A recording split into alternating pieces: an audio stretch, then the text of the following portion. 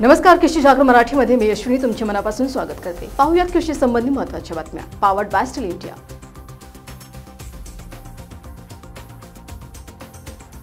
महाराष्ट्रातील शेतकऱ्यांना यंदा कांद्याच्या लागवडीचे सर्व विक्रम मोडीत काढले आहेत। रब्बी हंगामात उन्हाळी कांद्याची लागवड संपूर्ण राज्यात मोठ्या प्रमाणावर होत आहे। कृषी विभागाच्या अहवालानुसार रब्बी हंगामात कांद्याची सरासरी लागवड सुमारे 4.5 लाख हेक्टरपर्यंत असते, मात्र यंदा ती वाढून 6.51 लाख हेक्टरपर्यंत पोहोचली आहे।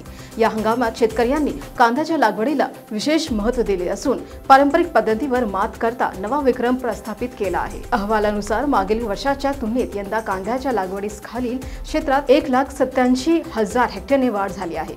यामागील महत्त्वाच्या कारणापैकी एक म्हणजे चांगला पाऊस आणि गेल्या वर्षी उन्हाळ्यात कांद्याला मिळालेला चांगला दर। या दोन कारणांमुळे शेतकरी कांदा लागवडीकडे अधिक आकर्षित झाले आहे।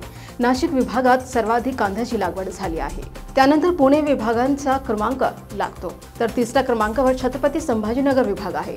त्यानंतर अमरावती, लातूर आणि कोल्हापूर विभागातही कांद्याची लागवड मोठ्या प्रमाणावर झाली आहे। मात्र नागपूर आणि कोकण विभागात कांद्याचे क्षेत्र तुलनेने कमी राहिलेले आहे।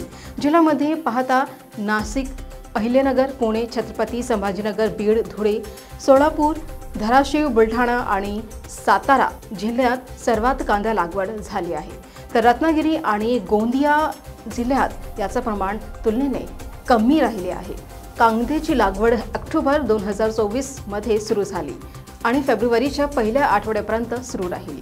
शेतकऱ्यांनी ही प्रक्रिया टप्प्याटप्प्याने पूर्ण केली, त्यामुळे लागवडीचे क्षेत्र वाढले। मागील वर्षी कांद्याची लागवड तुलनेत कमी झाल्याने जूनमध्ये किमती काहीशी वाढत्या होत आहेत, तर नोव्हेंबरमध्ये कांद्याच्या दराने 5,000 रुपये प्रति क्विंटलचा आकडा पार केला होता, त्यामुळे शेतकरी समाधानी होते। मुसळधार पावसामुळे कांद्याच्या काही रोपांचे नुकसान झाले असले तरी शेतकऱ्यांनी दुहेरी रोप वाटिका लावून लागवडीला पूर्णता दिली। जिथे लागवड वाढली आहे तिथे उत्पादनही मोठे होणार आहे।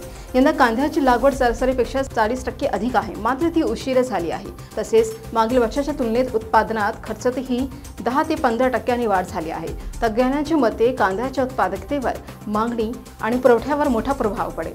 जर धोरणे स्थिर राहिले आणि निर्यातीला चालना मिळाली तर निश्चितच शेतकऱ्यांच्या उत्पादनातही वाढ होईल। तर प्रेक्षकांनो, तुम्हाला ही माहिती कशी वाटली आम्हाला कमेंट करून नक्कीच कळवा आणि अशाच बातम्यांसाठी पाहत रहा कृषी जागर मराठी। धन्यवाद।